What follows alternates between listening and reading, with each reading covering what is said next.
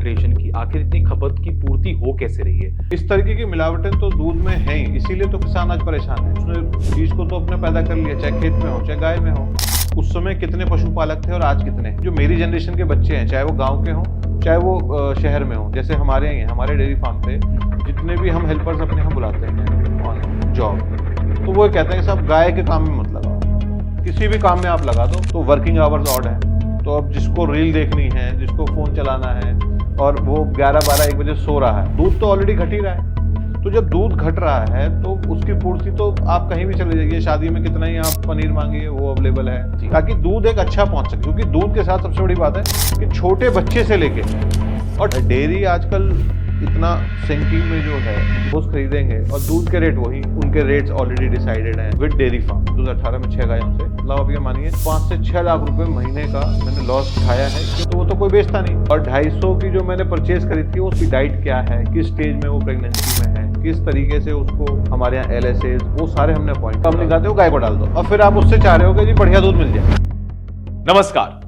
आज आप देख रहे होंगे कि आखिर हम एक पॉडकास्ट स्टूडियो में क्यों बैठे हैं। दरअसल खबर किसान की चैनल पर हमने एक नई पेशकश शुरू की है, जमाने को देखते हुए। जी हां, YouTube पर इस समय बड़ा ट्रेंड है कि लोग पॉडकास्ट स्टूडियो में बैठकर घंटों बातें करते हैं और नई नई चीजों पर एक नया कोई विचार विमर्श होता है और चीजें निकल कर आती हैं। तो इसी मुहिम में आज हमारे साथ हमारे स्टूडियो में मौजूद हैं एक ऐसी शख्सियत जिन्होंने देश के साथ साथ विदेश में पढ़ाई करी और फिर भारत आकर कुछ ऐसा काम करने का मन बनाया जिससे कि हमारे देश के किसानों की जो हालात हैं वो सुधरें, साथ ही हमारी जो गाय हैं देश के अंदर या दूध का जो उत्पादन है वो बढ़ सके। आज हमारे साथ स्टूडियो में मौजूद हैं धनश्री फार्म्स के MD दुष्यंत भाटी जी। बहुत बहुत स्वागत है दुष्यंत जी आपका। नमस्कार अंकित जी, हमारे को बुलाने के लिए मैं आपका बहुत धन्यवाद व्यक्त करता हूं कि आपने हमें इस पॉडकास्ट में बुलाया। जी जी।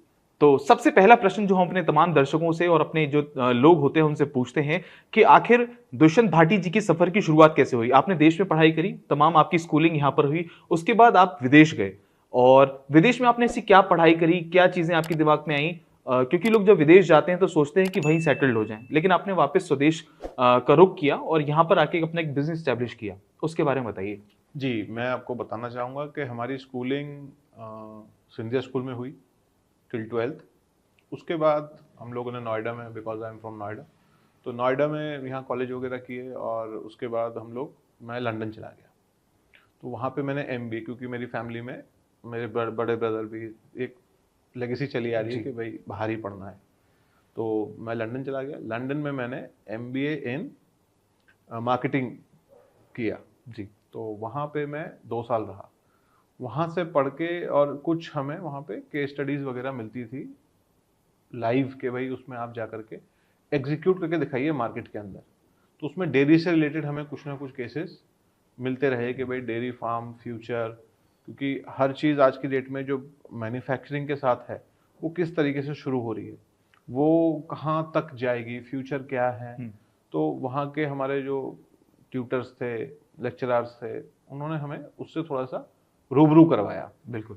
तो वहाँ के कुछ डेयरी फार्म्स जैसे हॉलैंड में, यूरोप में, UK में, कि वहाँ पे लेबर की स्केर्सिटी है, दूध की जो प्रोडक्शन है, ईल्ड कितनी है, किस फार्म्स में कैसे कैसे उसको बनाया जा रहा है। तो वहाँ थोड़ा बहुत मैंने देखा, बट मेरा इंटरेस्ट बहुत कम था गायों में, क्योंकि जिस फैमिली से हम लोग हैं वहाँ थी तो हमारे पास गाय भैंस जी। बट कभी हमने कुछ किया नहीं उसमें। तो ये था कि भाई ठीक है, दूध आ रहा है, पी रहे हैं, अपना काम चल रहा है। कुछ हेल्पर्स हमारे साथ थे, वो देखते थे, वो करते थे फार्म वगैरह पे हमारे जी। तो जब मैं लंदन से वापस आया तब ऑप्शंस मेरे को फैमिली ने ये भी दिए थे कि भाई आप वहीं रुक जाओ, कुछ सेटअप देखिए। बट जो इंडिया की इकोनॉमी है जो इतना ग्रो करने वाली है या ग्रो कर रही है आज, तो उसको देखते हुए लगा कि भाई वहाँ पे एक जो पैसा बन सकता है वो एक स्टैग्नेंसी की तरफ है जो वेस्टर्न वर्ल्ड में है। और आप देखिए कि पूरा वर्ल्ड वाइड आज इंडिया में हर कोई इन्वेस्ट करना चाह रहा है, सारी कंपनीज MNCs बड़ी बड़ी यहाँ पे आ रही हैं। तो यही प्लान किया कि यहाँ वापस आया जाए। तो उसके बाद धनश्री जो फूड्स है या फार्म्स है उसकी स्टैब्लिशमेंट कब हुआ और कितनी चीजों से स्टार्ट किया? मतलब कोई भी अगर बिजनेस स्टार्ट करना होता है, एग्री बिजनेस आइडियाज तमाम लोगों के पास होते हैं, तो कैसे प्रोजेक्ट बनाया और कितनी गायों से और कितने रुपए से आपने शुरुआत करी? देखिए, जब मैं वापस आया तो मेरी फैमिली ने मेरे को कहा कि भाई क्या करना चाहते हो, क्योंकि गवर्नमेंट ऑफिस में जॉब ले लीजिए या आप रियल एस्टेट में। बेसिकली मेरा मन रियल एस्टेट का था। अच्छा। क्योंकि हमारे पास जमीनें वगैरह थोड़ी सी हैं, तो उस पे हमारा मन था कि हम लोग फ्लैट्स का काम किया जाए। और तो वही मेरा बेसिक प्लान था। उसकी मैंने कंपनी में बनाई थी और मैप के लिए, पूरा गवर्नमेंट अप्रूवल्स के लिए। बट कुछ उसमें कंडीशंस ऐसी लगी कि वो हो नहीं पाया जी। तो 1-1.5 साल इसमें मेरा रिसर्च में निकल गया। फिर लकीली मेरे को सज्जन मिले, पिताजी को भी उन्होंने एक दी कि भाई हम एक स्कीम के तहत, यूपी गवर्नमेंट की थी, जिसमें हमारी एक, आप कह सकते हैं कि आइडिया का एक जनरेट हुआ, या उस दिन उसका बर्थ हुई जी। तो ये कहा गया कि भाई कमोडिटीज जो डेली यूज की हैं उस पे कुछ बिजनेस किया जाए। तो उसमें मालूम चला कि भाई डेयरी फार्मिंग कर सकते हैं हम लोग। बट मेरी कोई नॉलेज नहीं थी डेयरी फार्म में। तो मैंने, ठीक है, मैंने कहा देख लेते हैं एक बार करके क्या पोजीशन है, कैसे इसको आगे बढ़ाएंगे। तो बट फैमिली ने कहा कि नहीं, आप इसको बड़ा करो और हम लोग आपके साथ हैं। तो कुछ रिसर्च वगैरह शुरू करी, क्योंकि बेसिकली अब वो ध्यान आ रहा था कि भाई कॉलेज में देखा था, डेयरी फार्म्स को देखा था, तो ये लगा कि भाई इंडिया में कैसे एग्जीक्यूट होगा, गाय कैसे मिलेंगी। तो फिर मैंने कुछ लोगों को कनेक्ट किया, और कुछ कंपनीज यहाँ नोएडा में हैं जो इक्विपमेंट्स देती हैं, तो उनसे मैं मिलना शुरू हुआ। फिर एक आइडिया जनरेट, फिर यहाँ के जो अपने गवर्नमेंट के सीवीओ वगैरह हैं उनसे कंसल्टेशन शुरू हुई, डॉक्टर्स से शुरू हुई कि कैसे इसको आप बढ़ा सकते हो। तब फिर धनश्री फार्म्स एंड फूड्स की जो कहानी शुरू है वो इस तरीके से है कि उसके बाद हमारी वो सैंक्शन हो गई हमें जी स्कीम वगैरह, और ये हुआ कि भाई अब शुरू इसको करना ही है। बट हमें था कि हम इसको जो एक इंडियन प्रैक्टिस है उससे थोड़ा सा डिफरेंट करें, कि ऑटोमाइजेशन हो दूध में, क्योंकि क्या है, टाइम एंड टेम्परेचर का खेल है जी। उस समय तो इतनी नॉलेज नहीं थी, बट आज इतना पता है कि भाई दूध में क्या होना चाहिए, कैसे होना चाहिए। तो 2016 में हम लोगों ने इसकी कंस्ट्रक्शन और कंपनी फॉर्मेशन करी, 2016 मई में जी। और 2 साल हमारी कंस्ट्रक्शन चली फार्म की, इन सब चीज़ों की। और 2018 में हमारा एग्जीक्यूशन शुरू हुआ। 6 गायों के साथ हमने, पहली जो 6 गाय थी उनसे हम लोगों ने प्रोडक्शन शुरू करी थी इसकी डेयरी फार्म जी। और अगर आज बात करें 2024 की या 2025 की, तो लगभग कंपनी का कितना टर्नओवर है? आज आप ये मानिए कि हम लोग 18 CR के करीब हैं, और बाय नेक्स्ट ईयर हम लोग इसको 25 CR तक कर देंगे जी। तो ये एक एम है। तो प्रैक्टिकली नॉलेज लेना, और क्योंकि आप तमाम नॉलेज लेकर आए थे विदेशों से, लेकिन जब आपने यहाँ पर धरातल पे उन चीज़ों को अमल में लाए, तो चैलेंजेस क्या क्या आते हैं? एक डेयरी फार्म चलाने के लिए बहुत सारे चैलेंजेस आते होंगे, तमाम चीज़ें, चाहे वो पशुओं की स्वास्थ्य को लेकर हो, मार्केट की स्ट्रेटजीज को लेकर हो, जो आपके यहाँ वर्क लेबर होती है, लेबर की बड़ी दिक्कतें रहती हैं, चाहे वो डेयरी फार्म हो, चाहे किसान के सामने बड़ी समस्या आती है। तो आपके सामने मार्केट की क्या क्या चैलेंजेस थे और इंटरनली क्या क्या चैलेंजेस आपने फेस किए? तो अंकित जी, इसमें 2016 में जब एक आइडिया जनरेट हुआ था, मैंने आपको बताया कि धनश्री फूड्स का वहाँ से शुरुआत है। तो उसमें मैं जब डॉक्टर्स से मिल रहा था तो उन्होंने काफियों ने मेरे को डिमोरलाइज किया कि भाई चल नहीं पाएगा, आपकी कोई बैकग्राउंड नहीं है। क्योंकि डेयरी फार्म को चलाने के लिए 3 बेसिक प्राइमरी नीड्स चाहिए आपको। भाई या तो आप वेटनेरियन हैं, तो आप एक सेक्टर उसका कवर कर सकते हैं कि उनकी हेल्थ, उनकी जो प्रॉब्लम्स हैं वो बहुत ज़रूरी है। दूसरा, न्यूट्रिशनिस्ट, वो भी एक प्राइम फैक्टर है डेयरी फार्म को चलाने में, कि आप गायों को क्या खिला रहे हैं, तो कितना आप मिल्क प्रोडक्शन को बढ़ा सकते हैं, वो भी मेरे पास नहीं था। थर्ड है कि हम साइंटिस्ट हो, कि भाई सारे काम हम कर सकते हैं। बट हमने जो पढ़ाई करी थी वो मैनेजमेंट था, और मैनेजमेंट करके जब मैं इन लोगों को देखा, इन लोगों से मिला, तो फिर मुझे मालूम चला कि भाई मुझे धरातल पे उतरना चाहिए। और जो हम लोगों का एक कॉन्सेप्ट था कि भाई इसको बड़ा ही करना है विद लार्जर डेयरी फार्म, कि इंडिया में कम से कम 1000 गायों का एक फार्म हो। तो कई कंपनीज कर भी रही हैं अभी इंडिया में, बट हमारा एम है कि हम 1000 से 5000 गाय का एक फार्म सेटअप करें अपने कंट्री के अंदर। उसकी तरफ हम अग्रसर हैं। और दूसरे के साथ साथ जब लोगों ने मुझे डिमोरलाइज किया, तो मैंने पंजाब की तरफ रुख किया कि वहाँ पे जो गाय हैं, जो अपनी जर्सीज हैं, HF है, जो डिफरेंट ब्रीड्स हैं, इसमें कॉमर्शियली वाइबल कौन सी हैं। तो जैसे आपने जो बताया, पूछा कि भाई जो चैलेंजेस आते हैं, वो सबसे बड़े चैलेंजेस ये हैं कि गाय के साथ जो अपनी इंडियन ब्रीड्स हैं, अब लगभग ब्रीड्स तो सारी इंडिया में ही हैं, और जो सीमेन भी इंपोर्ट हुए हैं तो वो 60 साल से इंपोर्ट हो चुके भारत के अंदर, चाहे वो HF हो, चाहे जर्सी हो। तो इनकी जो भी ब्रीड्स बनी है, बट इसमें क्या है कि आप कॉमर्शियल डेयरी फार्मिंग में सबसे ज्यादा मैटर करता है एक गाय का 305 दिन में ईल्ड, कि वो कितना दूध देगी। तो आज तक जो हमारा एक्सपीरियंस है वो ये है कि मिनिमम 6000 लीटर 305 दिन में जो भी गाय देती है उससे ऊपर देती है। 6000 पे आप ब्रेक इवन पे आएंगे और 6000 से जितना ऊपर चलेंगे वो आपको प्रॉफिट्स देगी, और वो फिर आपकी मार्केटिंग के ऊपर है, वो हम बाद में डिस्कस करेंगे जी। और देसी गाय में इश्यूज क्या है कि एक तो लेबर की स्कैरसिटी, बिकॉज ये पूरा विदाउट हैंड टच टोटल 5-6 लोग 100 गायों को संभाल देते हैं। 5-6 भी मैं ज्यादा बोल रहा हूँ, जिसके मैंने आज हमारे यहाँ तो 3 ही है बस, जबकि हमने 8-10 से शुरुआत करी थी। तो वहां से जब आप ऑटोमेटिक मिल्किंग करते हैं तो उसमें आपको सारे चीजें मालूम चलती हैं कि भाई आप कैसे कहाँ पे कॉस्ट कटिंग कर सकते हैं जी। तो उसमें मिल्क यील्ड का भी आता है कि भाई देसी गाय का क्या है, अब वो 305 दिन में 150 दिन दूध देंगी, उसके बाद एक टाइम हो जाएगी, तो कॉमर्शियली वाइबल नहीं होती जी। और फिर आप या तो ये करिए कि भाई गौशाला मॉडल है कि आप लोगों से उसमें दान करवाएं और फिर दूध को आप बेचें या उसके पदार्थ बनाएं। तो वो अभी तक कहीं पे successful model on a large scale या इंडस्ट्रियल लेवल पे इतना दिखता नहीं है। और इन गायों के साथ ये है कि भाई, और दूसरी बात मैं ये मानता हूं कि अगर आपको चाहिएगा, आफ्टर ऑल आपको एक अच्छा प्रोडक्ट चाहिए जिससे आपकी हेल्थ में कोई हार्म ना हो, तो दूध अच्छा कैसे मिल सकता है आपको, तो वो एक क्वेश्चन बहुत बड़ा मार्केट में है कि भाई, और दूध से, क्योंकि बहुत सी सारी चीजें हैं जो दूध से रिलेटेड है। बिल्कुल। एक टेक्नोलॉजी की अगर बात करें, जैसे आपने बताया कि तमाम फार्म्स आप देख कर आए और आपने सोचा कि यहाँ पर कुछ ऐसा किया जाए जो पहले से नहीं हो रहा है, तो धनश्री फार्म्स पर किस टेक्नोलॉजी का प्रयोग आप लोग कर रहे हैं जो आपको औरों से अलग बनाता है? चाहे वो ऑटोमेशन की बात हो या आजकल एआई की बात हो, तो क्या टेक्नोलॉजी आप यूज़ करते हैं और कैसे आपके पास एक मानक क्या है जिससे आप दूध की प्योरिटी और तमाम चीज़ों पर ध्यान देते हैं? तो जब मैं आपको ये बता रहा हूँ कि डेयरी फार्म के साथ जब हम ऑटोमेशन में आए, तो ऑटोमाइजेशन में यहाँ कंपनी है वैनसन करके नोएडा में, उसके तहत हमारा एक कनेक्शन शुरू हुआ। उनका टाइप है एफए मिल्क कंपनी से। मेरा एफए मिल्क से भी जो उनके पार्लर्स वगैरह हैं वो लिए हुए हैं।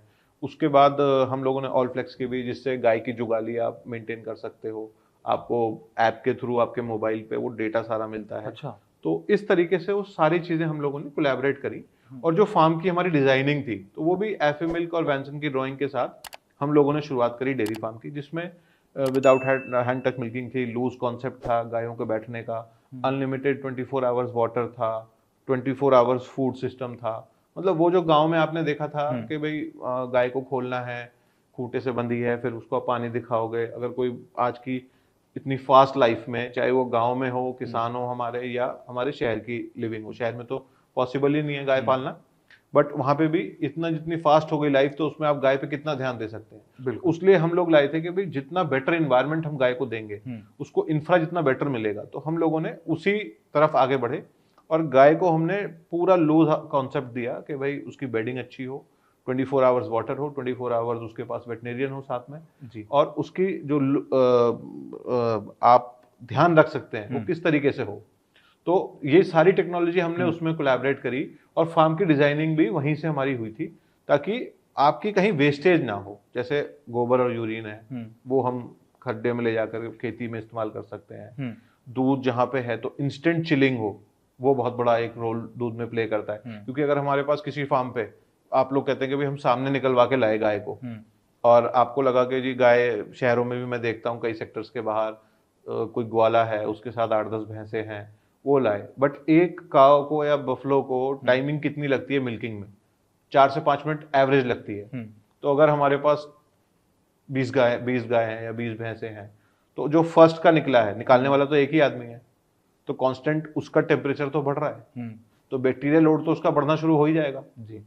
बट आदमी कहता है कि मैं सामने निकलवा के लाया हूँ, क्वालिटी मेरी अप टू द मार्क है। अच्छा, तो वो चीज आप देख सकते हैं। बट लेकिन अब उसने पीछे क्या खिलाया था, बिल्कुल भाई लास्ट नाइट को उसने क्या खाया है, उसमें एफ्लोटॉक्सिन। तो घर आके अगर हम बॉईल कर लेते हैं तब भी हमारी बैक्टीरिया का सीन रहेगा उसके अंदर? रहेगा, नहीं रहेगा, क्योंकि बॉईल करने के बाद तो दूध बिल्कुल सेफ हो ही जाता है। बट लेकिन जो उसके इंग्रेडिएंट्स हैं, जो उसमें एक चीज बढ़ चुकी है या वो चीजें हैं, तो वो स्लो एंड स्लो आपको कभी हार्म तो करेगी जी। एक चीज़ और, बातें तमाम होती हैं देश में, बात करते हैं दूध की और दूध से बने उत्पादों की। अक्सर ये तमाम आंकड़े सामने आते हैं, रिपोर्ट सामने आती हैं कि देश में इतनी जनसंख्या है, भारत में 130 करोड़ की आबादी हम पार कर चुके हैं, दूध का उत्पादन तो हमारे यहाँ कम है और दूध की जो खपत है वो काफ़ी ज़्यादा है। और इसमें फिर बात आती है निकल के एडल्ट्रेशन की, आखिर इतनी खपत की पूर्ति हो कैसे रही है? तो इस पर आपका क्या मानना है? क्या वाकई में धरातल पर ऐसी मिलावटें चल रही हैं और किस किस तरीके की मिलावट आपको देखने को मिलती है सामने?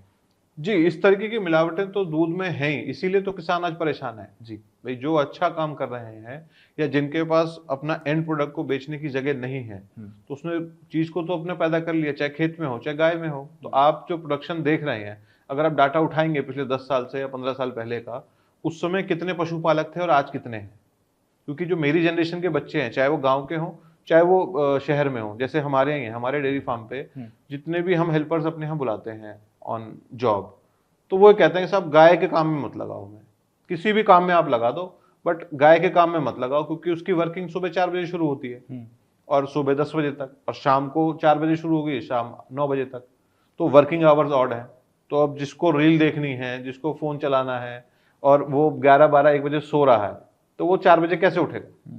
तो जितने भी बच्चे काम करने आते हैं उनको ये है कि साहब आप मुझे लोडिंग में लगा दो, किसी भी XYZ वर्किंग में लगा दो आप, बट मैं गाय का काम गोबर में मत भेजो मेरे को। तो एक ये सबसे बड़ी इश्यूज हैं आज की डेट में। तो जब ये प्रॉब्लम हम शहर में फेस कर रहे हैं जहां हमने डेयरी फार्म लगा रखा है, और तो गांव में भी ये प्रॉब्लम है। तो जब गायों की क्षमता इतनी घट रही है, पॉपुलेशन इतनी घट रही है, ईल्ड भी घट रही है, ब्रीड पे उस तरीके से लोग किसान काम जो करना चाहते हैं उनको वो ऑप्शंस नहीं है, या जो नहीं कर पा रहे हैं उनकी व्यवस्थाओं के कारण, तो दूध तो ऑलरेडी घट ही रहा है।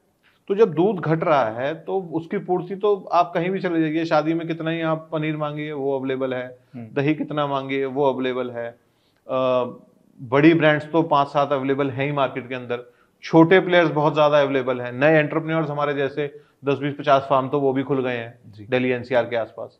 तो उनकी जब आप सब चीजों को कैलकुलेट करेंगे तो मैन्युपुलेशन तो हर जगह हो ही रही है और मिलावट भी हर जगह है। बट क्या है कि अब अगर गवर्नमेंट फूड सिक्योरिटी करती है तो उनको थोड़ा सा एक्टिवली और काम करना चाहिए कि भाई जो मिलावटखोर लोग हैं उनको पकड़ा जाए, उनकी प्रॉब्लम्स क्रिएट जो भी हैं उनको पनिश किया जाए, ताकि दूध एक अच्छा पहुंच सके। क्योंकि दूध के साथ सबसे बड़ी बात है कि छोटे बच्चे से लेके और टिल द एंड हर एक की रिक्वायरमेंट है।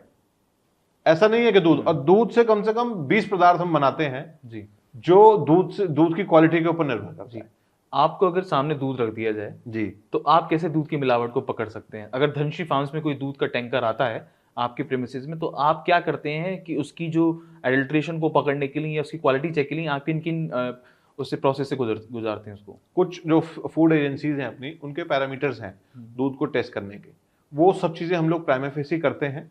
बट फुल प्रूफ सिस्टम ऐसा कुछ नहीं है कि दूध में अगर कोई मिलावट है और हम उसको तुरंत पकड़ दें। कुछ चीजें ऐसी हैं जो टेस्ट में पकड़ जाती हैं, कुछ फ्लेवर में पकड़ जाती हैं, कुछ मशीन्स के अंदर जो टेस्ट होते हैं नॉर्मल टेस्ट हैं, माइक्रोबायोलॉजी के टेस्ट हैं, तो उसमें अब हर बार तो वो पॉसिबल हमारे लिए भी नहीं है कि जो हम दूध कलेक्ट करते हैं वो किस क्वालिटी का आ रहा है। तो हम 80 to 85% हम लोग कोशिश करते हैं कि भाई सारी चीजों को हम पैरामीटरली चेक कर लें, क्योंकि जो माइक्रोबायोलॉजी के टेस्ट हैं वो 3-3 दिन के भी हैं। तो क्या यूरिया और ये रिफाइंड वगैरह से भी दूध बनाया जा सकता है? जी, बहुत से, मतलब हम लोगों को हमने देखा भी है जो बनता भी है, और कई बार हमारे यहाँ टैंकर्स रिजेक्ट भी होते हैं जी, तो वो इसी कारण से होते हैं। और उसकी अगर चाय बनाएंगे या उससे घी निकालेंगे तो प्रोसेस रहता है उसका, निकल सकता है उससे घी और चाय बन सकती है? पनीर तो मैंने बेसिकली सुना है, चाय का और इनका तो मतलब ये है कि अब जहाँ कहीं गया है किसी कस्टमर के पास, अच्छा, तो वो उसको ज्यादा बेहतर बता पाएंगे कि भाई उससे हम लोग कितना चाय कैसी बनी जी, किस तरीके के वो रिक्वायरमेंट्स हैं जी। तो वो ज्यादातर क्या है कि बाय प्रोडक्ट्स में यूज होता है, जो मेरे को अभी तक नॉलेज है जी। ऐसा डायरेक्ट इम्पैक्ट तो मेरे को नहीं मालूम चला कि भाई और क्योंकि पीने में तो दूध का टेस्ट मालूम चल ही जाता है कि भाई पीने में कैसा है, क्योंकि एक टंग हमारी एक ऐसी चीज है जो किसी का भी दूध हो, मेरा अपना हो, अगर वो खराब है तो मुझे वो जीभ पे जरूर बोलेगा कि दूध खराब है जी। तो वो कोई उससे मतलब बच नहीं सकता। हमारे टंग का जो सेंस होता है वो टेस्ट बड बता देती है हमको। जी, जी। मिलावट की बात करते हैं, देश के इतने बड़े मंदिर में तिरुपति बालाजी में हमने देखा कि मिलावटी घी पहुंच गया, तमाम मान के वहां पर फेल हो गए और लोगों की आस्था के साथ खिलवाड़ हुआ। इसको आप कैसे लेते हैं? आपका मानना क्या है? नहीं, देखिए ये बहुत ही गलत है जो घी इस तरीके का अगर इस्तेमाल हुआ है वहां पर, तो ये बहुत ही दुखद है हमारे लिए। और इस तरीके, क्योंकि ये किसको जज करना है भाई? जो मंदिर की मैनेजमेंट कमेटी है उसको देखना है कि भाई हम कैसा चीज खरीद रहे हैं। क्योंकि देखिए प्रोडक्ट की वैरायटी आपको बाजार में मार्केट के अंदर तरह तरह की मिलेगी, वो मुझे जज करना है कि मैं कैसे उसको कितना अच्छा तरीके से परचेज कर रहा हूँ। तो ये चीजें ध्यान देने वाली हैं कि भाई गवर्नमेंट तो देगी देगी, जो परचेज वाले हैं वो भी हमारे लोग ही बैठे हैं वहाँ, तो उनको कम से कम इसका ध्यान देना चाहिए कि भाई हम किस तरीके की क्वालिटी मंदिरों में ले रहे हैं और उससे जो हम प्रसाद बना रहे हैं, क्योंकि वो हर आदमी के हाथ में जाएगा जी। तो हेल्थ से कभी भी कॉम्प्रोमाइज नहीं करना चाहिए। एक चीज आपसे पूछूंगा, डेयरी फार्मिंग आज की डेट में घाटे में क्यों जा रहे हैं, सबसे बड़ा रीजन क्या है और उसको प्रॉफिटेबल बनाने के लिए धनश्री ने क्या किया है? और जैसे कि अन्य लोग आपके एग्जाम्पल से अगर उसको एग्जाम्पल सेट करें तो वो क्या सीख ले सकते हैं और कैसे अपने इस बिजनेस को, डेयरी एग्री बिजनेस को प्रॉफिटेबल बना सकते हैं? देखिए, जो डेयरी आजकल इतना सिंकिंग में जो है उसका कारण एक ये है कि एक तो अर्बनाइजेशन के कारण जो लैंड्स कम हो रही हैं या उत्पाद कम हो रहे हैं, तो बेसिक चारा पहले क्या करते थे किसान कि वो चारा जो उगाते थे वो अपने खेत में उगता था। अब न्यूक्लियर फैमिलीज ज्यादातर क्रिएट होती जा रही हैं, तो वो लैंड्स बढ़ती जा रही हैं, तो स्मॉल स्केल ऑफ लैंड्स हर एक के हाथ में आ रही है। तो वो जब उसमें अगर 2 पशु पालते हैं, एक गाय को पालने के लिए 1 एकड़ लैंड चाहिए मिनिमम पूरे साल के लिए। अच्छा, तो अगर हम उस चीज को देखें और उसमें जो क्रॉप हमने लगाई उसके साथ साथ पहले हम जो भूस होता था वो इजीली अवेलेबल होता था, 4 रुपए 3 रुपए किलो, 5 रुपए किलो। अब पिछले 3 साल से मैं देख रहा हूँ, एक बार तो लास्ट 2 ईयर्स बैक वो 15 रुपए किलो पे पहुंच गया था। तो इतनी जब 15 रुपए किलो पे आप भूस खरीदेंगे और दूध के रेट वही है, बिकॉज जो हमारी कंपनीज हैं वो फैट एसएनएफ पे दूध खरीदती हैं, उनके रेट्स ऑलरेडी डिसाइडेड हैं, उसके ऊपर कहीं दूध बिकता नहीं है। हर एक के पास एक इशू है कि भाई मैं directly marketing, branding, product packaging, उसकी जो लीगल टर्म्स हैं, कंडीशंस हैं, उनको करके मैं तैयार कर दूं, उसके लिए स्टाफ भी चाहिए, इंफ्रा भी चाहिए, जो चीजें डेवलप करने के लिए, प्रोडक्ट को मार्केट में ले जाने के लिए। आप ऐसे तो ले जाके बेच नहीं सकते प्रोडक्ट को, बट प्रोडक्ट के साथ आपको सारी चीजें देख करके देनी पड़ती हैं। तो जब ये किसान के साथ ये प्रॉब्लम आई कि भाई इंग्रेडिएंट कॉस्ट जो दूध को पैदा करने के जो गाय खाएगी या भैंस खाएगी वो महंगी होती चली गई, तो इस चीज में हम लोगों ने क्या कोशिश करी है कि हमने एक इंटीग्रेटेड मॉडल बनाया है विद डेयरी फार्म। मैंने जब डेयरी फार्म की शुरुआत करी थी 2018 में 6 गायों से जी, उसमें फर्स्ट 2 ईयर्स मैंने बहुत घाटा खाया। मतलब आप ये मानिए कि 5 से 6 लाख रुपए महीने का मैंने लॉस उठाया है, क्योंकि काऊ एक इतना सेंसिटिव पशु है कि जब उसको आप कहीं से खरीद के लाते हो और वो आपके यहाँ, क्योंकि वहां पे उसका एनवायरनमेंट, पानी, फूड और जो खिलाने वाला है उसको सब चीजें इफेक्ट होती है। हमारे यहाँ जो हमने ग्रुप्स बना रखे हैं उससे हम चेंज भी करते हैं दूसरे ग्रुप में ले जाने के लिए, तो भी गाय 2 से 2.5 लीटर दूध शाम को कम कर देती है। तो आप ये देखिए कि किसी और स्टेट से अगर गाय आ रही है तो उसमें कितना इफेक्ट आएगा। तो हम लोगों ने फर्स्ट 2 ईयर्स इतना लॉस खाया कि एक बार तो ये आया कि इसको बंद कर देना चाहिए। अच्छा, हाँ, बट फैमिली की, फ्रेंड्स की और सबका सपोर्ट था कि भाई इसको आप शुरू रखिए। तब हम 2 साल 3 साल बाद हम लोगों ने प्लानिंग करी कि सबसे बड़ी मिस्टेक हमारी क्या थी, हम उसके बैकग्राउंड में गए कि हमने टोटल जो अपनी परचेजेस थी वो कंटिन्यू रखी 3 साल कि गाय को हम खरीद के लाएंगे। और वहां से तो क्या होता है कि जो फर्स्ट लैक्टेशन जब गाय खरीद के लाया आप, वो सेटल ही नहीं हो पाती है, तो उसके साथ उसकी इम्यूनिटी डाउन होती है, उसको रिहेबिलिएट करने के लिए उसके साथ डिजीजेस खड़ी होती हैं। और फिर क्या है कि सबसे अच्छा पशु किसी भी फार्म से आप खरीदने जाएंगे तो वो तो कोई बेचता नहीं। भाई मेरे यहाँ ही अगर आज 100 गाय हैं जो अपनी ब्रीडिंग से मैंने तैयार करी हैं, क्योंकि हम लोग पहुंच गए थे 250 गायों तक। अरे वाह। और 250 की जो मैंने परचेज करी थी वो सारी सेल्स कर दी हैं 2021 से, और 2022 से हमने एक भी गाय नहीं खरीदी है। 2022 से हमने अपनी ही ब्रीडिंग करके आज 100 गाय हमने अपनी बना ली है। तो हम प्रत्येक ईयर 25 गाय का एडिशन अपने फार्म पे कर रहे हैं। और वो यहाँ पर जो ब्रीडिंग हो रही है तो उनको एनवायरनमेंट यहीं का सूटेबल हो गया, फिर जो सीमेन की क्वालिटी है वो हम लोगों ने चूज करी है। हमारे यहाँ बुल भी है, उसको भी हमने उसी हिसाब से ग्रो कर रहे हैं कि उसकी मेडिकल कंडीशंस क्या हैं, किस तरीके से वर्किंग होगी, क्योंकि डेयरी फार्म को चलाना it is a scientific work. ऐसा नहीं है जो हमारे गांव में चल रहा है कि भाई हमने खलचूरी चोकर डाला और गाय को छोड़ दिया, बट ये एक साइंटिफिक वर्क है। उसमें उसकी डाइट क्या है, किस स्टेज में वो प्रेगनेंसी में है, किस तरीके से उसको दूध पैदा करना है, कितनी क्वालिटी ऑफ मिल्क और कितनी ईल्ड वो दे रही है, डाइट उस हिसाब से होगी, उसका वजन कितना है उसके हिसाब से होगी, उसकी एज कौन सी है, उसमें उसको विटामिन्स मिनरल्स कितने चाहिए, इतनी सारी चीजें हैं। और जो फीड का जो डाटा है, क्योंकि न्यूट्रिशनिस्ट भी इसमें लगते हैं, जैसे हम लोग अपने लिए आजकल न्यूट्रिशनिस्ट बड़े लोग जो हैं वो रखते हैं, डाइटिशियंस हो रहे हैं, डाइटिशियंस होते हैं, वो उस तरीके से उनके भी हैं। अच्छा, क्योंकि भगवान ने क्षमता भगवान गाय को दी है कि जिसमें कि mother milk and cow milk ये बराबर है। क्योंकि आप किसी भी पशु का अगर जो प्रेगनेंसी पीरियड है वो आप देखेंगे तो गाय का ही ह्यूमन बॉडी से मैच करता है 9 महीने जी। बाकी जितने भी एनिमल्स हैं, जैसे आप घोड़ा लीजिए, एलिफेंट लीजिए, डॉग लीजिए, किसी का 3 महीने है, किसी का 18 महीने है, बफलो का 10 महीने है, 11-12 महीने किसी और का है, घोड़े का भी आगे पीछे है, तो किसी का भी 9 महीने नहीं है एग्जैक्ट। तो इसलिए भगवान की तरफ से भी ये है कि मदर्स मिल्क के बराबर काउ मिल्क है। तो काउ मिल्क जब आप ये देखते हैं तो उसमें हम लोगों ने उसके डाइटिशियंस, हमारे यहाँ LSAs, वो सारे हमने अपॉइंट किए जी, ताकि इसकी जो प्रॉफिटेबिलिटी है हम उसकी ईल्ड को और उसकी डाइट को प्रॉपर रख सकें, ताकि कि जैसे आज हमारे यहाँ कॉन्सेप्ट आपने सुना होगा गांव में कि भाई रोटी बच गई गाय को डाल दो, सब्जी बच गई गाय को डाल दो, तो जो सब खराब चीजें या जो हम नहीं खाते वो गाय को डाल दो। और फिर आप उससे चाह रहे हो कि जी बढ़िया दूध मिल जाए। वो बढ़िया दूध कैसे मिलेगा आपको? जैसी फीड देंगे वैसा काम, जैसा आप खिलाओगे, चाहे वो कोई भी ब्रीड हो, वो एज इट इज आपको मिल जाएगी। अगर आपने बियर का रफेज खिलाया, एक्सपायर्ड ब्रेड खिलाई, एक्सपायर्ड बिस्किट्स खिलाए, तो दूध की क्वालिटी आप कैसे मांग लोगे कि भाई ये दूध अच्छा है? तो वो चीजें कस्टमर को भी समझनी चाहिए और ये बेसिक कॉमन सेंस है जी। जैसे एक छोटा सा कॉन्सेप्ट है, मैं डिवेट हो रहा हूं अपने टॉपिक से, A2 ghee. A2 is a protein, but A2 जब प्रोटीन है तो A2 घी कैसे हो सकता है जी? वो तो टोटली फैट है। तो वो ये आप कह सकते हो कि भाई देसी काऊ घी है, गिर काऊ घी है, वेस्टर्न ब्रीड का आप मान सकते हो, वो तो आप कह सकते हो, पर A2 तो सिर्फ नाम हो गया। और आदमी आज हर जगह आप जाके बात करते हैं तो वो A2 है, A2 है। तो मैं वापस आता हूं कि भाई डेयरी फार्म की जो क्वालिटी है वो आपने प्रॉफिटेबल कैसे बनाया? तो प्रॉफिटेबिलिटी में हम लोगों ने पहले ये किया कि भाई मार्केटिंग करके हमने जितनी सोसाइटीज है नोएडा, ग्रेटर नोएडा की, उनको टैप किया।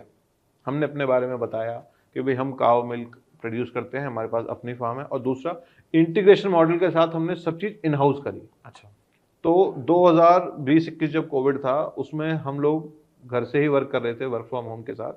तो उसमें हम लोगों ने अपनी जो व्हाट्सएप के थ्रू लोगों को टैप करना शुरू किया कि साहब डिलीवरी थी, क्योंकि वी हैव एसेंशियल पासेस, हम डिलीवर कर सकते हैं। तो हमने डिलीवरीज वहाँ शुरू करी कोविड रीजन में। शुरू तो 19 में ही कर दिया था हमने, बट उस समय कस्टमर्स कम थे। तो कोविड के साथ हम लोगों ने करीबन 400-500 कस्टमर्स हमने अपने नोएडा, ग्रेटर नोएडा में बना लिए। बट लेकिन फार्म प्रॉफिटेबिलिटी में नहीं आ रहा था, क्योंकि ग्लास बॉटल के खर्चे, डिलीवरी के, एक बच्चा है जो डिलीवरी बॉय है वो 50 लीटर बॉटल बांट सकता है, और जो टाइमिंग है वो हर एक को सुबह 5 से 7, 7:30 में चाहिए दूध उस समय। और जहां आप आजकल देख रहे हैं कि ग्रुप हाउसिंग है, बड़ी बड़ी सोसाइटियां हैं, उनमें लिफ्ट पे भी OTP है, मेन गेट पे भी OTP है, बेल नहीं बजा सकते आप किसी की, और 2 घंटे में आपको 500 कस्टमर सर्व करने हैं। तो अगर मैं डिलीवरी बॉयज बढ़ाता हूं तो मेरी कॉस्टिंग नहीं आती, एक लड़के से मैं 50 की लेता हूं तो वो एक इशू है। और फिर कस्टमर्स को क्या है, क्योंकि भाई सबकी मजबूरी है कि 7:30 के बाद किसी को ऑफिस जाना है, किसी को स्कूल जाना है, तो वो बच्चे को दूध नहीं मिलेगा तो वो फायदा क्या आपका? बिल्कुल। तो इस तरीके से हम लोगों ने फिर क्या सोचा कि भाई प्रॉफिटेबिलिटी आनी थी और लार्ज स्केल पे हम जा नहीं सकते।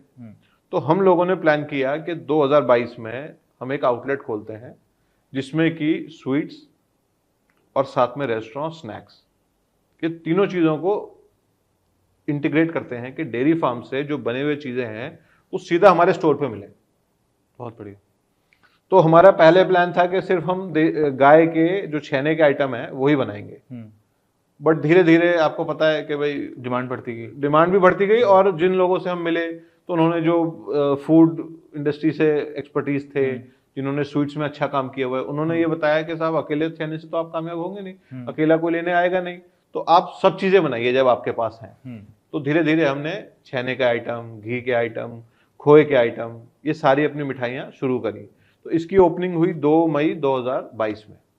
वहां से हम लोगों को ये मालूम चला कि भाई जितने भी गाय के प्रोडक्ट थे वो तो हमने काम चालू रखा ही रखा, और ये सारी चीजें हम जितना बना सकते थे, जो हम पे प्रोडक्शन ऑफ मिल्क था, वो हमने पूरा 2022 में स्वीट्स के साथ, क्योंकि उसमें पनीर लगता है रेस्टोरेंट में, वो पनीर हमारे यहाँ खुद का है, दही लगता है, जैसे चाट में आप दही खाते हैं वो हमारे यहाँ खुद का है, घी मेजर पोर्शन है, घी हमारे यहाँ अपना खुद का है, दूध में खोया लगता है, मिठाई में खोया लगता है, वो हमारे खुद का अपना है, छेना तो आप जानते ही हैं कि गाय के उससे बनता है।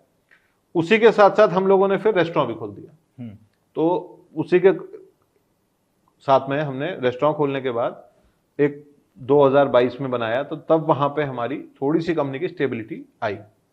यानी आपने सबसे बड़ा जो स्टेप लिया वो 2022 के आसपास लिया। 22 के आसपास। और आपने ये बताया कि अक्सर जो डेयरी फार्म का नुकसान का तमाम चीज़ें आपने बताई कि उनका जो मार्केटिंग वगैरह में इश्यूज रहते हैं या फिर वो लेबर पे ज़्यादा खर्च कर देते हैं, वो आपने भी फेस किया। तो सबसे बड़ा अच्छा कॉन्सेप्ट हमको ये लगा कि आपने अपने जो फार्म का दूध था उसी के थ्रू आपने बाई प्रोडक्ट्स बनाना स्टार्ट किया और आपने एक स्टोर डाल दिया। तो ये काफ़ी अच्छा कॉन्सेप्ट है। और वहीं गाय के दूध से, घी से तमाम मिठाइयाँ। और इसमें हम लोगों ने एक पहल और शुरू करी कि हमने इसमें प्रिजर्वेटिव एडिटिव्स भी नहीं डाले। अरे वाह। तो जो हमारे यहाँ मिठाई आपको मिलेगी जो रिटेल काउंटर्स पे है, वो आपको सेम डे या नेक्स्ट डे की ही शेल्फ लाइफ मिलेगी, मैक्सिमम 3 डेज जी। तो इसमें हमने ये भी कोशिश करी है कि प्रिजर्वेटिव्स बिल्कुल इस्तेमाल ना किए जाए फॉर रिटेल सेल्स जी। भाई कहीं बल्क में जाना है, कोई बहुत बड़े ऑर्डर्स हैं, तो वहां तो यूज करने ही पड़ते हैं, बट इसमें हम लोगों ने ये कोशिश करी है कि विदाउट प्रिजर्वेटिव्स हम कस्टमर तक वो प्रोडक्ट पहुंचा सके जी। मेट्रो सिटीज में लोग रह रहे हैं, तमाम दूध की कॉस्टिंग यहाँ से आजकल 125 रुपये लीटर, 150 रुपये लीटर जा रही है। घी की बात करें तो 600 650 से स्टार्ट होता है और 5000 और आजकल लाखों रुपए तक का घी मिल रहा है, जो बताते हैं कि औषधि में उसका प्रयोग किया जाता है तमाम बीमारी। आयुर्वेद में भी घी का है कि घी से तमाम रोग दूर होते हैं, और जितना पुराना घी होता है उसके काफ़ी सारे बेनिफिट्स भी होते हैं। तो अगर आपके अनुभव के अनुसार मैं जानना चाहूँ तो सही जो घी होता है जिसको आप खरीद सकते हैं और उसका आप प्रयोग कर सकते हैं, तो कम से कम कितने रुपए से स्टार्ट होता है और कहाँ तक जा सकता है आपके अनुसार? क्योंकि इसमें भी बड़ी वेरिएशंस होते हैं, क्रीम वाला घी अलग होता है, बिलोना घी अलग होता है, या तमाम चीज़ें होती हैं। तो आप अपने अनुभव के अनुसार बताएं। देखिए, घी में 3 वेराइटीज बेसिकली आज मार्केट में अवेलेबल है। एक देसी घी के रूप से, एक काव और एक देसी गाय का। देसी गाय बफेलो भी हो सकता है उसमें। बफलो कर लेते हैं, बट वो देसी घी में ही लोग मान जाते हैं, क्योंकि अगर कहीं आप विदाउट दी कंपनी लेंगे या किसी गांव में किसान से डायरेक्ट लेंगे, क्योंकि वो भैंस पालते हैं तो भैंस का वो आपको अलग से दे सकते हैं जी। बट मार्केट में आपको बेसिकली 3 घी अवेलेबल मिलते हैं, देसी घी, काव घी और A2 घी। A2 घी का भी मैं A2 तो आपको बताया, बट देसी गाय का घी मिल सकता है आपको। तो देसी गाय का जो कॉन्सेप्ट है, आपको मैंने शुरू में बताया कि वो कितना यील्ड में कितना दूध देगी, मानिए 150 दिन में उसकी जो भी एवरेज निकलती है, उस एवरेज से आप मल्टीप्लाई कर दीजिए कि 27 से 28 लीटर दूध में 1 किलो घी बैठता है एवरेजली। किसी में ज्यादा भी हो सकता है, एज पर दी फैट कंटेंट जो दूध के अंदर आपने लिया है। तो वो कितनी स्केर्सिटी में आपको दूध मिला है, कितनी मेहनत से मिला है, वो देसी गाय का, इसलिए आप प्राइस कुछ भी मांग सकते हैं। और अगर आपने उसको आस्था से जोड़ दिया तो वो 4000 का भी है, 5000 का भी है, और उसकी कोई कीमत भी नहीं, लाखों तक, क्योंकि आस्था की कोई कीमत नहीं होती जी। और जो अगर आप इकोनॉमिक्स पे आते हैं, तो गाय के घी में जैसे हमारे यहाँ HF और जर्सी आपको मिलेगी, तो उसमें बेसिकली वही एवरेज है 27 से 28 30 लीटर दूध। अब उसकी ईल्ड 305 दिन में मैंने बताया 7-8 हजार लीटर दूध देती है वो। तो उसमें से जब आप कैलकुलेट करोगे, दूध के प्राइसेस जोड़ लीजिए कि इतने रुपए का ये हुआ, उस पर मैन पावर, लेबर, इंफ्रा की कॉस्ट और इलेक्ट्रिसिटी, ये आप जोड़ दीजिए। उसके हिसाब से जो नॉमिनल घी की कॉस्टिंग आती है वो 1000-1100 रुपए आराम से आती है। जो कुछ कलेक्शंस के दूध हैं, जैसे हमने कोऑपरेटिव में भी आ गए, तो बफलो मिल्क हमने परचेज किया, तो वहां पे क्या होता है कि उसके प्राइसेस मार्केट पे वेरी करते हैं। फैट SNF के, जैसे जो आज बनासकांठा डेयरी या XYZ जो भी कोऑपरेटिव्स हैं, वो दूध को परचेज कर रही हैं, तो उसका रेट वहीं से निकलता है। तो उसका जो रेट है वो जो निकलेगा, तो इसलिए देसी घी का भी आजकल वेरी कर रहा है 500 रुपए से लेके 750-800 रुपए तक, कि भाई किस तरीके से। फिर जो आपने पूछा कि भाई घी बनता कैसे है, कुछ है कि भाई मशीन्स हैं, उसमें क्रीम डाली, क्रीम से सीधा घी बन के आ गया। कुछ है कि भाई जिसको क्रीम को फर्मेंट करते हैं, फिर क्रीम से बटर निकालते हैं, जो बिनोला मेथड बोलते हैं, बिनोले में दही भी जोड़ देते हैं कुछ। तो वो एक छोटे लेवल पे तो कामयाब है जो दही वाला सिस्टम है बिनोला मेथड, बट अगर आपके पास सेल्स बहुत अच्छी है या वो है, तो उसमें दही से इतना पॉसिबल नहीं है, क्योंकि हाइजीन भी मेंटेन करना है आपको और सारी उसकी जो निटिगिटीज हैं वो सारी देखनी है। फिर बटर को भी लोग आजकल है कि भाई बटर से डायरेक्ट घी बन जाता है, तो वो भी एक वही चीज है कि आपने दही जमाया, दही से आपने वो निकाला है, बट उसमें आज मशीन आ गई तो सीधा बटर निकाल देते हैं क्रीम से, तो उसको भी फर्मेंट करते हैं वो, तो उसमें भी एक अच्छा घी बन सकता है। तो इसलिए नॉर्मल जो एवरेज घी है वो 500 से 700 के बीच में देसी घी है, 1000 से 1400 काऊ घी है, और 1800 से 2200 रुपए आपका देसी गाय का घी। जी, आजकल बड़े ऐड आते हैं यूट्यूब पे, जब भी आप सर्च करते हो कुछ भी ऐसी चीजें, अच्छा यूट्यूब की बात कर लो, तमाम सर्च इंजन पे मोटी मलाई का बड़ा कॉन्सेप्ट चल रहा है। कोई ऐसी कंपनी का ऐड आता है, वो कहता है कि भाई इतनी मोटी मलाई, और लिटरली आप उसका ऐड देखेंगे तो बहुत मोटी लेयर मलाई की है। तो घर में तो आज तक हमने कभी ऐसी देखी नहीं, क्या ये संभव है? तो देखिए, फैट कंटेंट अगर 6.5-7 का दूध में हो और उसको आप मलाई जमा दें, क्योंकि उसकी भी प्रक्रिया है कि किस तरीके से जम सकती है वो, भाई एक पूरा प्रोटोकॉल है उसका कि भाई फ्रिज नहीं खोलना, आपको उसमें रखे रहने देना है, इतने घंटे रखे रहने देना है, वो जो पतीला है हिलना नहीं चाहिए, उसकी दूध की क्वालिटी क्या थी। कुछ कंपनीज तो वो भी हैं जिन्होंने काओ मलाई के नाम से निकाल दिया और उसके ऊपर फैट कंटेंट लिखा हुआ है 6%। अब वो 6% तो काऊ मिल्क में आता नहीं, ये तो आप कहीं भी रिसर्च कर सकते हैं, किसी भी गवर्नमेंट बॉडी पे आप चले जाइए और कहिए कि साहब कौन सी गाय ऐसी है जो 6%, हाँ 6% वो देगी जो 7वें-8वें महीने में प्रेग्नेंट हो, वो दूध कितना देगी। तो फिर अगर मार्केट से 1000 किलो की रिक्वायरमेंट आ रही है, तो इतनी गाय कितनी है कि भाई जो 7वें-8वें महीने में 6% फैट का दूध दे रही है, तो वो कैसे पॉसिबल है? बट वो मार्केट में अवेलेबिलिटी है और लोग खरीद रहे हैं और पी रहे हैं, तो उसमें वो मलाई भी वो दिखा देते हैं। तो दिखाने में तो, और जो एक्चुअलिटी है, क्योंकि आप गांव में भी कहीं चले जाइए, आप तो बहुत घूमते रहते हैं, काफी स्टेट आपने घूमी है किसानों के साथ जी, आप वहां पे निकलवा के देखिए कि अगर इतनी मोटी मलाई आ रही है तो मैं मान जाऊंगा कि हाँ साहब इतनी आ सकती है जी। तो मैं तो नहीं मानता हूँ इस चीज को। आप एक सक्सेसफुल एंटरप्रेन्योर की तरफ बढ़ रहे हैं, अच्छा खासा आपका चीजें चल रही हैं, बहुत अच्छी, हमारी शुभकामनाएं आपकी तरफ से। देश के किसानों को और बेहतर बनाने की दिशा में, या युवाओं को खेती से और डेयरी फार्म से जोड़ने के लिए आप क्या कुछ कर रहे हैं? देखिए, हम लोगों ने कोशिश करी है कि जो डेयरी फार्म्स है, क्योंकि ये तो बहुत बड़ा एस्पेक्ट हो जाएगा कि हम फार्मर्स के लिए क्या कर रहे हैं, क्योंकि उसके लिए बहुत फंड्स चाहिए, बहुत सिस्टम चाहिए, बहुत से साइंटिस्ट चाहिए और लैब्स चाहिए, जिसको आप इंटीग्रेट करके हर फसल को, फिर उस फसल को जिस तरीके से बनाना है हमें, सॉइल टेस्टिंग, वाटर टेस्टिंग, वो सब हो भी रही हैं और बहुत चीजें करनी पड़ेंगी। बट डेयरी फार्म से रिलेटेड मैं आपको ये बता सकता हूँ कि जो हमने प्रैक्टिस अपने डेयरी फार्म पे करी है, जैसे कि किस स्टेज का हमें साइलेज मक्का खरीदनी है, उसमें साइलेज कैसे बनेगा, कौन सी अच्छी कंपनी साइलेज दे रही है, जो फीड है उसकी कितनी क्वालिटी है, उसमें कहीं एफ्लाटॉक्सिन, कोई फंगस, तो सारे पदार्थ हम कैसे डाल रहे हैं, और हम एक फार्म को जो 100 गाय हम पाल रहे हैं आज, उसको हम प्रॉफिटेबिलिटी की तरफ से कैसे लाए हैं, तो वो हम कोशिश कर रहे हैं किसानों तक ले जाने के लिए। क्योंकि बट अभी उतना रिस्पॉन्स हमें बढ़िया मिल नहीं रहा है किसानों से, क्योंकि उनकी एक पुरानी आदत है अपनी कि भाई मैं तो, मेरे फोर फादर्स करते हुए आ रहे हैं, तुम विदेश से पढ़ के तुम इतना कैसे जान गए, तुम्हें क्या पता है, हमें पता है कि खल चूरी चोकर क्या होती है, गीली सानी क्या होती है। अब गीली सानी की आदत डली हुई है। सबसे ज्यादा फंगस किस चीज में ग्रो होती है? पानी में होती है। और जब आप खाना ही गीला करके डाल रहे हैं, पूरा भैंसों को तला बिल्कुल तर करके पानी में, तो उसकी हाइजीन कितनी अच्छी है। तो इसी चीजों को मैं धीरे धीरे एक पूरा प्रोग्राम लेकर के आ रहे हैं किसानों के लिए, क्योंकि हमारा कलेक्शंस भी है।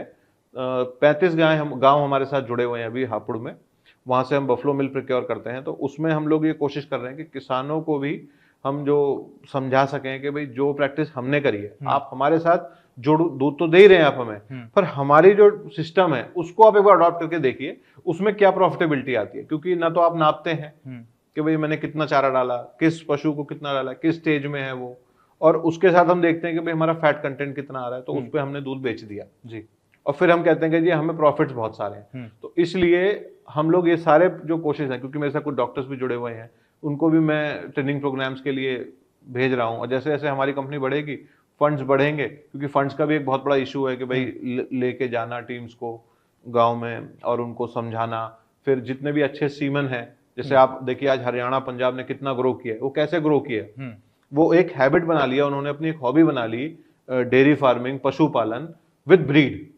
चाहे आप भैंसों का देखिए, आज 25-25, 27 लीटर दूध दे रही है भैंस। ब्रीड पे काम किया तो लोगों ने। उन्होंने ब्रीड पे काम किया। तो मैं ये भी चाहूंगा कि उत्तर प्रदेश के किसान भी जो मेरे से जुड़े हुए हैं वो सारे ब्रीड पर ध्यान दें। ब्रीड और फीड दोनों चीज। ब्रीड के साथ क्या होगा, जब आप फीड डालेंगे तो आपके उसके रिजल्ट्स मिलेंगे। अब आपने फीड भी अच्छी डाल दी, आपकी ब्रीड अच्छी नहीं है तो वो रिजल्ट नहीं मिलेंगे। फिर आप मुझे कहोगे कि आपने तो ऐसे ऐसे कहा था, ऐसा नहीं हुआ जी।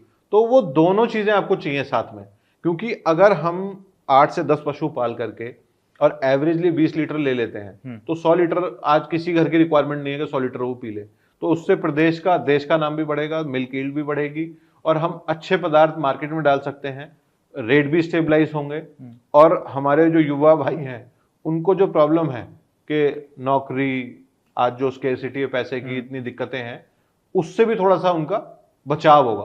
तो डेयरी फार्मिंग की तरफ आएं और ब्रीड पे काम करें। बिल्कुल। तो उम्मीद करते हैं कि तमाम जो देश के किसान हैं, देश के युवा हैं जो शहरों में पलायन कर रहे हैं, वो दुष्यंत जी की बात सुनेंगे और उनके अनुभव से भी कुछ सीख लेंगे। और दुष्यंत जी, इसको पॉडकास्ट को अंतिम पड़ाव की ओर ले जाते हैं। आपका विजन क्या है, अगर हम बता पाएं अपने कि आने वाले समय में आप कितना और एक्सपेंड करने का प्लान कर रहे हैं और कहाँ तक कंपनी को ले जाने का प्रयास कर देखिए, रहे हैं? आज हम लोग एक इंटीग्रेशन मॉडल तो मैंने आपको बता ही दिया कि हम लोग डेयरी फार्मिंग भी कर रहे हैं, कोऑपरेटिव सेक्शन में कोऑपरेटिव कलेक्ट मिल्क भी कर रहे हैं किसानों से।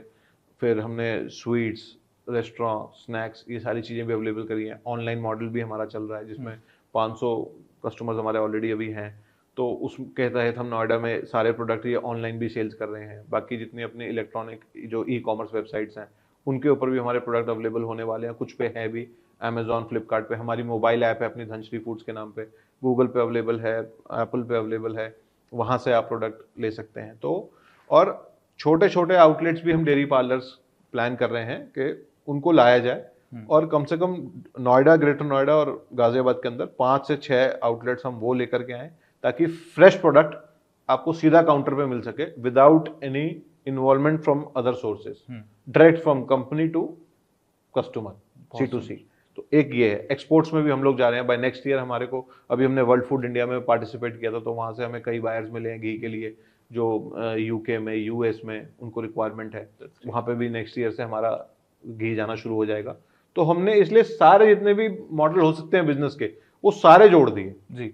तो उसी के साथ हम लोग ये प्लान भी कर रहे हैं कि कम से कम अपने आउटलेट्स को बढ़ाएं और जो हमारी गाय आज 100 हैं इनको करीबन 1000 गायों तक हम लेके जाएं, जो हमारा प्लान है। बिल्कुल। विद ओन ब्रीडिंग, परचेज नहीं करनी है, ओन ब्रीडिंग। तो वो भी हम सोच रहे हैं कि विद इन 5 ईयर्स हम ये अचीव कर लेंगे। जी, हमारी शुभकामनाएं आपके साथ हैं और काफ़ी महत्वपूर्ण और अच्छी जानकारी वाली चर्चा रही आपके साथ। उम्मीद करते हैं हमारे तमाम जो दर्शक हैं, जो पॉडकास्ट देख रहे होंगे, वो भी दुष्यंत भाटी जी की इस कहानी से कुछ सीख लेंगे। अगर आपकी भी कुछ क्वेरी है जो आप दुष्यंत जी से जानना चाहते हैं, अगर इनके फार्म पर देखना चाहते हैं या फिर इनके जो प्रोडक्ट्स हैं वो आप खरीदना चाहते हैं, तो नीचे कमेंट बॉक्स और डिस्क्रिप्शन में हम इनके पूरी फार्म की डिटेल दे देंगे। अगर आपकी भी कोई कहानी है और आप भी चाहते हैं खबर किसान के साथ अपना कुछ जर्नी को शेयर करना या पॉडकास्ट करना या अपनी कोई वीडियो हमारे साथ साझा करना या बनवाना, तो आप हमें बता सकते हैं। नीचे कमेंट बॉक्स और डिस्क्रिप्शन में अपनी नंबर और अपनी ईमेल आईडी आपको दे देंगे।